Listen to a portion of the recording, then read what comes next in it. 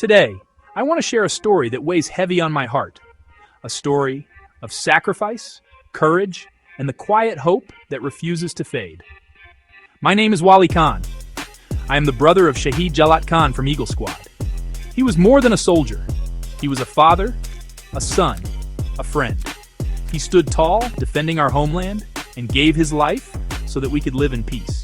But when a hero falls, the world moves on, except for the children left behind, searching for the warmth of their father's hand in the cold silence of the night.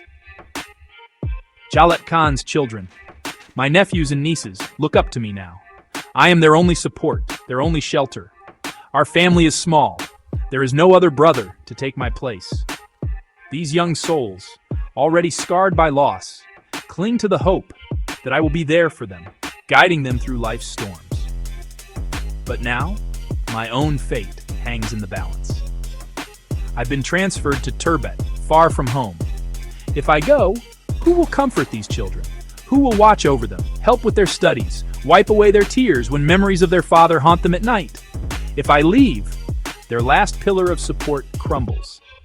Their world, already shaken by tragedy, may never find peace. That's why I appeal, with all my heart, to those in command, to the compassionate hearts who understand what it means to stand by the families of our martyrs. This is not just about a transfer. This is about hope, about giving martyrs' children a chance to heal, to dream, to live with dignity.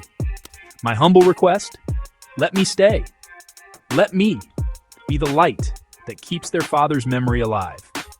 Let me be the hope that tells them, no matter what, they are not alone. To all who hear this, remember, the sacrifices of our martyrs do not end at the battlefield. Their families continue to fight every single day. I am only asking for a chance to honor my brother's legacy by standing beside his children.